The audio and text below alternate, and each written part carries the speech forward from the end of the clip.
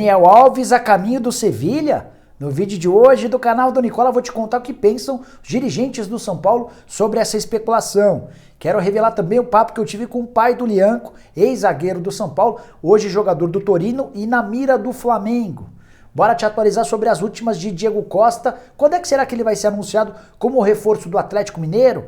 Bora falar também sobre Renato Augusto, que foi apresentado nessa quarta-feira pelo Corinthians. E adivinhe qual foi o assunto? Roger Guedes, obviamente. Para completar, tem reforços chegando no Fluminense e especulados no Internacional. Tudo isso a partir de agora, não sei antes pedir para deixarem like, se inscreverem no canal e me apresentar. Sou o Jorge Nicola e criei esse canal para deixar você super bem informado sobre as coisas do futebol. Bom, bora começar o vídeo lembrando que ele tem um oferecimento de 1xBet, a casa de apostas esportivas que tem como parceiros Liverpool, Chelsea, Barcelona, entre vários outros clubes do mundo.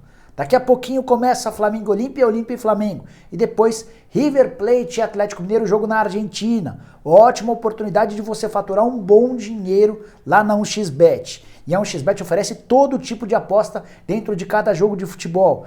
Pegue no link fixado, no comentário que eu vou deixar para vocês poderem entrar na 1xBet e terem acesso a todas as oportunidades. Sempre lembrando que usando o cupom Nicola você tem 100% de bônus no valor do primeiro depósito e o apostador derrotado lá na 1xBet ainda consegue até $10 de retorno, beleza? Bom, bora começar falando sobre o Fluminense que fechou nessa quarta-feira a contratação de John Arias, meio atacante de 23 anos de idade que tem os direitos econômicos presos ao Patriota e estava emprestado ao Santa Fé.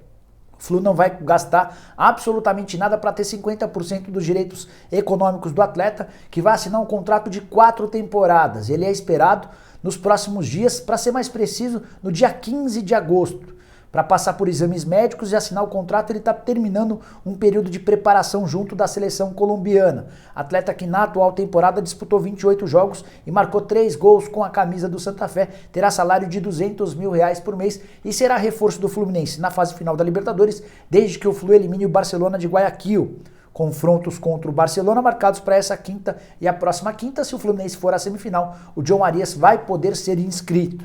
Bora falar também sobre o Internacional, que tem um interesse na contratação de Léo Batistão, centroavante revelado na Portuguesa, mas que fez história no futebol espanhol. Passou pelo Betis, Rayo Vallecano, Atlético de Madrid, Villarreal e Espanhol, até ser contratado 2 temporadas atrás por um time chinês chamado Urrazao. Esse time é da cidade onde originou-se toda a pandemia. Nas 2 temporadas e mais início dessa, poucos jogos, 44 partidas e 9 gols marcados. Nesse ano são 2 jogos e nenhum gol feito. Informação do UOL é de que o Internacional tem um interesse na contratação do Léo Batistão.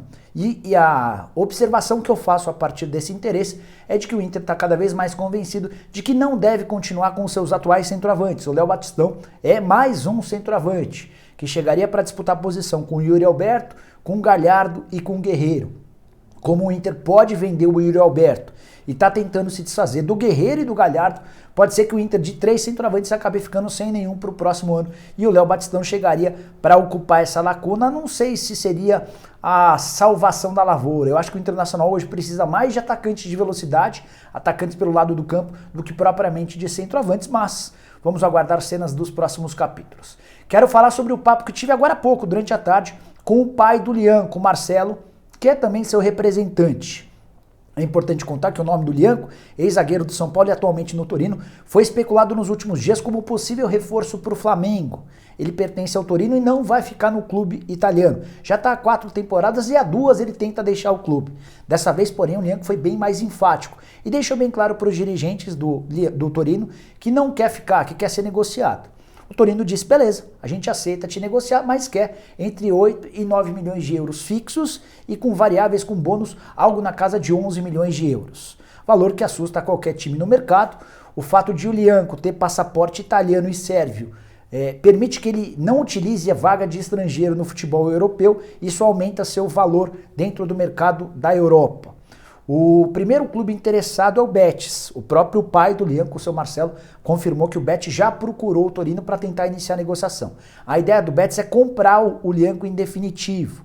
Só que havia uma restrição de La Liga, a mesma restrição que impediu que o Messi tivesse seu contrato renovado no Barcelona. O Betis e vários outros clubes na Espanha foram à justiça para garantir uma liminar que permitisse a eles contratações de jogadores.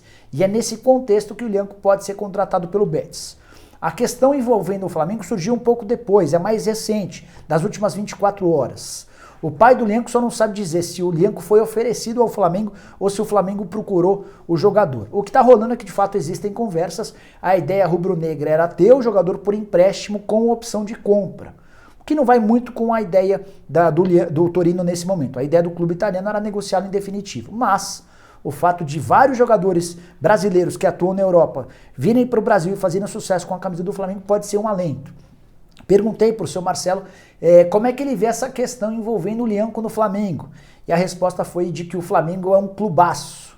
E as histórias recentes de Gerson, Gabigol e Pedro, caras que estavam na Europa e fizeram sucesso com a camisa do Flamengo, só motiva o Lianco a se acertar com o Flamengo caso exista um acordo entre os clubes. Repito, não é simples, não é fácil. O Betis é um concorrente direto e está disposto a comprar o Lianco, valor bem alto, entre 8 e 9 milhões de euros. Na sexta-feira, o pai do Lianco deve ir à Itália para tentar solucionar esse problema e encontrar uma solução para ver se ele joga na Espanha, se ele volta para o Brasil ou se encontra-se uma outra alternativa. O que dá para praticamente cravar é que o Lianco não permanecerá no Torino. Ele havia sido comprado por 7 milhões e meio de euros, tá? Bora contar agora sobre a apresentação de Renato Augusto como novo reforço do Corinthians. A apresentação aconteceu nessa quarta-feira, às 14h.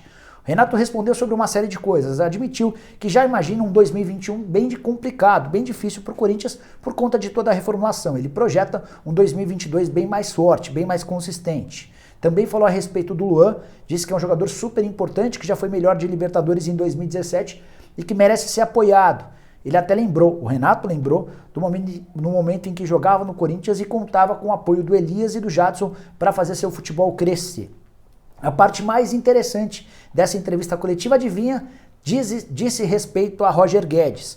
Perguntaram ao Renato sobre o Roger Guedes, os dois jogaram por bastante tempo no futebol chinês. E o Renato Augusto disse o seguinte, abre aspas, nos comunicamos bastante, falei com ele há algum tempo, ele estava disposto a vir ao Corinthians. Faltava a questão da liberação. É um cara que gostaria muito de vestir essa camisa. Não sei como está essa questão hoje, fecha aspas. É só mais um que corrobora com a informação que eu tenho trazido há bastante tempo de que o Roger Guedes já fechou com o Corinthians. Falta, porém, o principal, que é a rescisão do contrato do atacante com o Shandong Luneng. Ele tem contrato até julho do ano que vem, muitos milhões de reais envolvidos. Os chineses querem pagar o mínimo possível, Roger Guedes quer faturar o máximo possível dessa rescisão e enquanto não houver um acordo, o Corinthians aguarda de camarote. Bora mudar de assunto e repercutir uma informação trazida pelo UOL na tarde dessa quarta-feira. A informação é de que Daniel Alves tem seu nome discutido pelo Sevilha. O Daniel já jogou no Sevilha de 2002 a 2008, foi o primeiro clube dele no futebol europeu. 5 títulos conquistados, entre eles 2 Copa UEFA. Passagem bem bacana. Foi a partir da chegada ao Sevilha que o Daniel Alves ganhou um status grande no futebol europeu. Um detalhe curioso. O Sevilha acaba de fechar, está tratando dos últimos detalhes para a aquisição do Montiel, lateral direito do River Plate e da seleção argentina. Negócio que pode render ao River Plate cerca de 10 milhões de euros. A pergunta que eu faço é, por que o Sevilha contrataria o Montiel, que é um jogador titular absoluto, que chega para ser uma solução para a lateral direita, e o Daniel Alves? Só se apostar na possibilidade de o Daniel Alves atuar em outras posições. De qualquer maneira, fui checar com os dirigentes do São Paulo, falei com 2, sobre a possibilidade de o São Paulo já ter sido consultado pelo pessoal do Sevilha em relação à rescisão do contrato, algum acordo que possa permitir que o Daniel Alves vá jogar no futebol espanhol. O primeiro dirigente afirmou que não tem nem sondagem.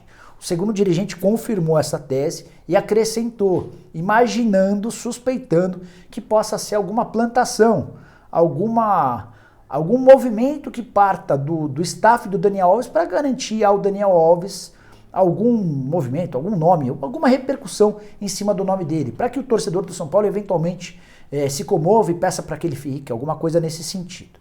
O São Paulo não faz nenhuma questão de segurar o Daniel Alves diante de uma proposta. O que não vai acontecer é o São Paulo liberar o Daniel Alves de graça, especialmente depois da reclamação dele com a conquista do ouro olímpico. Daniel, no último sábado, com a medalha de ouro no peito, saiu para reclamar dos dirigentes do São Paulo das dívidas que foram feitas pelos antigos dirigentes do Tricolor, os mesmos que eram amigos do Daniel Alves e que lhe devem 12 milhões de reais. O São Paulo, na atual temporada, com essa nova diretoria, tem 100% dos vencimentos pagos ao Daniel, o que não foi possível até esse momento foi resgatar as dívidas da temporada passada.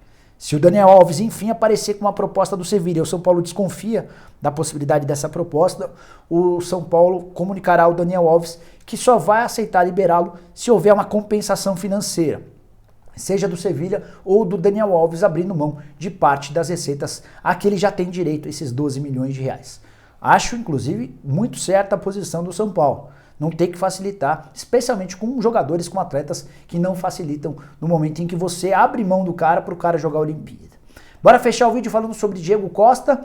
Vinícius Nicoletti, repórter do Grupo Disney, cravou que o Diego Costa já é jogador do Atlético Mineiro. Informação que causou enorme alvoroço nos torcedores do Galo. Eu venho contando para vocês que o negócio está muito perto de ser sacramentado. E antes de gravar o vídeo, fui consultar uma fonte minha muito importante dentro do Galo. Ela disse o seguinte, abre aspas, estamos bem otimistas, mas o negócio só está fechado quando o contrato for assinado, fecha aspas.